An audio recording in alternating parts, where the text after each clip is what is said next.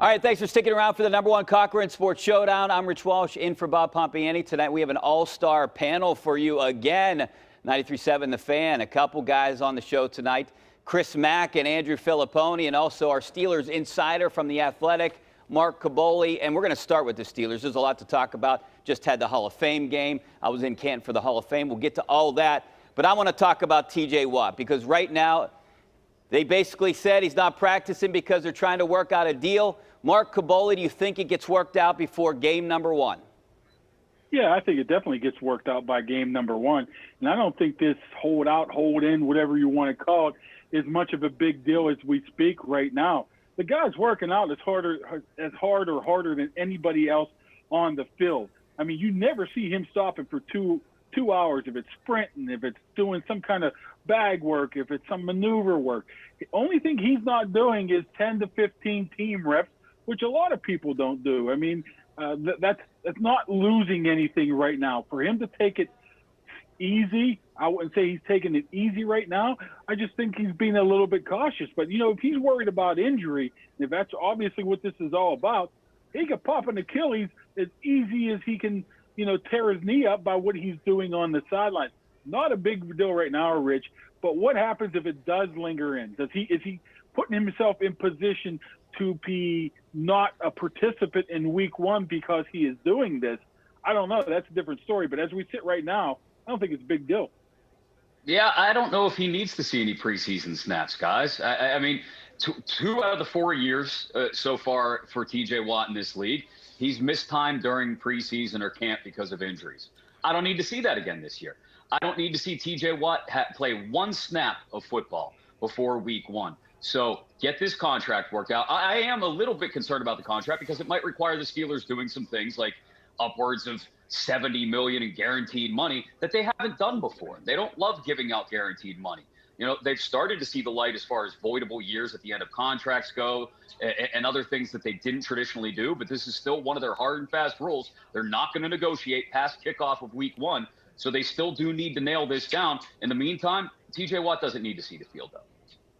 But they value edge rushers, so I don't think that T.J. Watt needs to sweat, you know, getting lowballed by the Steelers, because it's a position that they have paid when they've had great players there. Look at what they did with Lamar Woodley going back like 10 years now. Bud Dupree I throw out because he was such a late bloomer for them. Aaron Donald showed up to Rams camp 2 days before the start of the season in 2018. Richie, your boy out in Penn Hills, the pit man, and won the NFL Defensive Player of the Year. So I'm with the guys. I don't think that T.J. Watt needs to bust his hump right now. But they are, as I see it, two very interesting things about what's going on with him right now. Number one, that the Steelers have come to some kind of agreement with him where they say, you know what, it's not important for you to practice, but we do think it's imperative that you come here. So they avoid the optics of a holdout. It's like they've got kind of a secret agreement, or at least it was until Keith Butler spilled the beans. And that's the interesting thing about this for me, is that it's not the head coach. It's not Kevin Colbert. It's not Art Rooney. It's the defensive coordinator who slipped up. And I know that they've got a lot of respect for Butler, but I don't think it probably went over well inside Steelers headquarters that the defensive coordinator was the guy who had loose lips and told everybody what the real plan was with T.J. Watt, Richie. Well, hey, guys, I don't mind that he doesn't practice. My point right now is, do you think he's setting a bad example, Pony? I mean, this seems to happen more and more that guys aren't practicing. They're working out deals. I understand it's a business, but don't you think he needs to be out there practicing at some point soon? No. I'm with Chris Mack on this. I mean, it's not like Ben Roethlisberger's out there getting, you know, every team rep in. He shows up some days in sweats, although it's been pretty hot lately, and chews sunflower seeds and goes over the play sheet and claps his hands and drinks Gatorade, does his mental rep thing. So it's not even like he's out there every day. He's getting the ultimate veterans training camp, which I think is a little peculiar because it is a new offense. I would have understood it last year, 2 years ago, but I think it's odd this year that he isn't participating that much. No, I don't think it's a huge deal. I will not. Le'Veon Bell, I'll say this. You know, the year that he got the franchise tag slapped on him the first time, he didn't show up until that Browns week, and he was excellent. He was really good. So I think that, you know, bad example. It's only a bad example if Watt shows up, the Steelers don't give him a deal, and then he pouts because he's ticked off that the Steelers and his agent could not find middle ground? If they don't find middle ground on this, I mean, this is all on the organization. They know exactly what TJ Watt wants, I would imagine. They know what the comps are out there. We talked to Doug Whaley on the Fan Morning Show on Wednesday, and he gave some great insight as to how this conversation may be going back and forth. What it comes down to is, like I said a moment ago, guaranteed money. Are they willing to put up more guaranteed money than they've ever put up before? If that's the case, it'll work out, and it should work out. There's no reason they should string this out with TJ Watt. They don't have that much leverage when it comes to TJ Watt. Who are they going to replace him with? Cassius Marsh, Quincy Roche.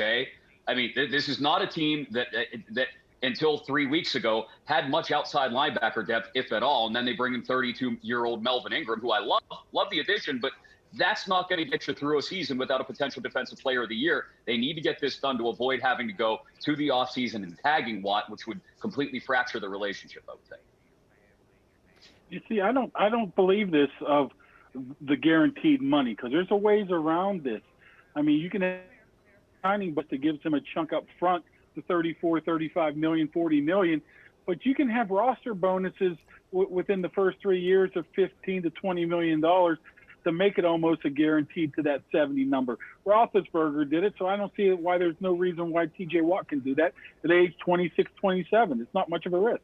Mark, does it make it a better business sense to maybe hold off on signing him to a deal and then franchising him next year? You might save a little bit more money and then try to work on a deal. You could potentially save $10 million if you franchise him next year. Absolutely not. You know why? Because the salary cap's going to 210 next year. Then it's going to go to 240. Then you're going to push 300 the year after that. How long are you pushing this down the cap?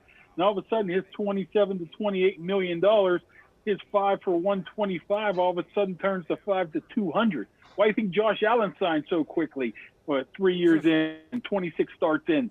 Because it's cheaper right now, and they have to use that leverage of giving him the guaranteed money now, in which form, whatever it is. If not, you're going to pay more with the next guy down the pike. Quicker the better with any contract. All right, well, you know a lot more than all of us, and we're going to continue the Steelers talk. Coming up after the break, we're going to talk a little bit about injuries to the offensive line and what these guys saw at the Hall of Fame game and what they're encouraged about. That's all coming up next. Stay right there.